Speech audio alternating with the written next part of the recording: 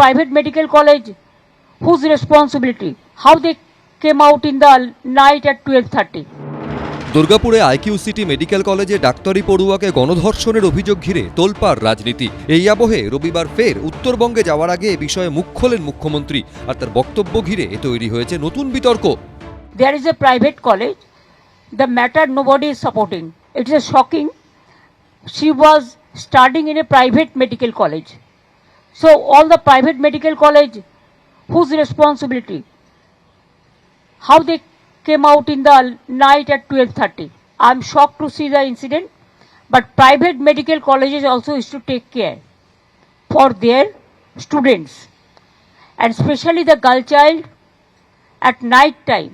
They should not be allowed to come out in the outside. They have to protect themselves also.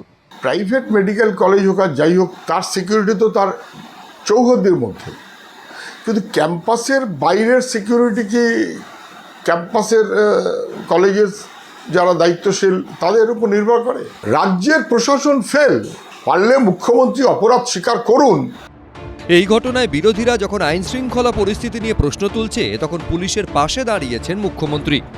Police তো বাড়িতে বাড়িতে গিয়ে বসে থাকবে না। বাংলায় আমরা জিরো টলারেবল। বিভিন্ন রাজ্যের ছেলেমেয়েরা যেখানে পড়তে আসে, এবং তাদেরও আমি অনুরোধ করব রাত্রিবেলা না বেরোতে, কারণ পুলিশ তো জানতে পারে না কে কখন রাত্রিবেলা বেরিয়ে যাচ্ছে। কেউ যদি রাত্রি 12:30টায় বেরিয়ে কোথাও যায়, ঘটনাটা নিন্দনীয়, আমি ঘটনাকে সাপোর্ট করছি না, যে যেখানেই যেতে পারে তার অধিকার, কিন্তু সবার একটা, যারা হস্টেলে থাকে তাদের একটা সিস্টেম আছে।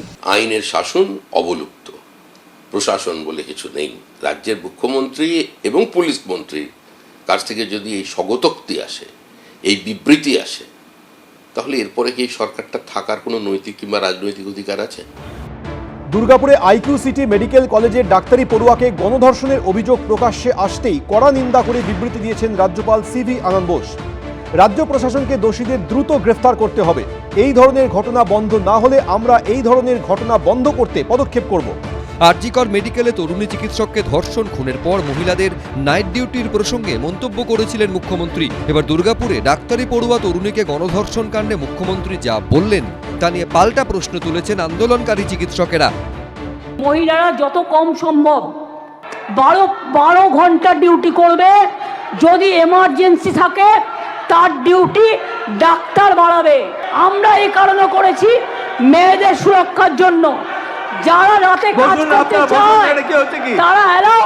এটা আমরা আরজিকর আন্দোলনের পরবর্তী সময়েও দেখেছিলাম যে উনি একটা সলিউশন দিয়েছিলেন যে মেয়েরা রাত্রেবেলা বা স্বাস্থ্যকর্মীরা রাত্রেবেলা কোনো ডিউটি করবে না, কিন্তু এটা যে কতটা ইমপ্র্যাকটিক্যাল একটা কথাবার্তা সেটা নিশ্চয়ই আজকের দিনে পরিষ্কার। যদি আজকে মেয়েরা রাত্রেবেলায় না বেরিয়ে, আজকে যদি সিস্টাররা ডিউটিতে না আসতে পারেন, আজকে যদি মহিলা সিকিউরিটি গার্ডরা ডিউটি না করতে পারেন রাত্রেবেলা, আজকে যদি মহিলা ডাক্তাররা রাত্রেবেলা ডিউটি না করেন, তাহলে কি একটাও হসপিটাল চলবে?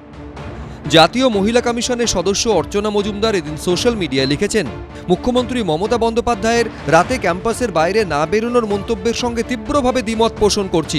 একবিংশ শতাব্দীতে যখন আমরা লিঙ্গ সাম্যের কথা বলছি, তখন এই ধরনের বক্তব্য রাতের শিফটে কাজ করা মহিলাদের জন্য ডাক্তার, নার্স, আইটি কর্মী এবং অন্যান্যদের মনোবল ভেঙে দেওয়ার মতো। এই মানসিকতা পশ্চিমবঙ্গকে 50 বছর পিছিয়ে দেবে। রাজ্যে আসছে ওড়িশা মহিলা কমিশন। নির্যাতিতা সঠিক চিকিৎসা পাচ্ছেন কিনা খতিয়ে দেখবেন তারা। নির্যাতিতার পরিবারের সঙ্গে সবসময় যোগাযোগ রাখা হচ্ছে বলে জানিয়েছেন কমিশনের চেয়ারপারসন। তিনি বলছেন মহিলাদের সুরক্ষা মহিলাদেরকে দেখে নিতে হবে। তো উনি পুলিশ মন্ত্রী আছেন কেন? সূর্যাস্তের পরে দোকান, অফিস, আদালত সব বন্ধ করে দিন লকডাউনের মতো, তাহলে মহিলারা বাড়িতেই থাকবেন। উড়িষ্যা, উত্তরপ্রদেশ, আসাম, অন্ধ্রপ্রদেশ এনডিএ রুল স্টেটে ধর্ষকদের জমা নিয়ে খরচ করে দেওয়া হয় 24 থেকে 48 ঘন্টার মধ্যে। পাল্টা মুখ্যমন্ত্রীর মন্তব্যের ব্যাখ্যা দিয়েছেন কুণাল ঘোষ। মুখ্যমন্ত্রী খুব নির্দিষ্টভাবে বলছেন যে কেউ যে কোনো সময় বেরোতে পারে, কিন্তু যদি প্রাইভেট ইউনিভার্সিটি বা এইসব বিষয়গুলোর হয়, তাদেরও তো একটা সিস্টেম থাকে, যে ফলে সেই নিরাপত্তার দিকটাও দেখা উচিত। গত বছর অগস্ট মাসে আরজিকর মেডিকেল কলেজে তরুণী চিকিৎসককে ধর্ষণ খুন ঘিরে উত্তাল হয়েছিল রাজপথ। আর এবার দুর্গাপুরে বেসরকারি মেডিকেল কলেজে গণধর্ষণের অভিযোগ ঘিরে তুঙ্গে রাজনৈতিক চাপানুতোর। সত্যজিৎ বৈদ্য, ঐশী মুখোপাধ্যায়, অনির্বাণ বিশ্বাসের রিপোর্ট, এবিপি আনন্দ।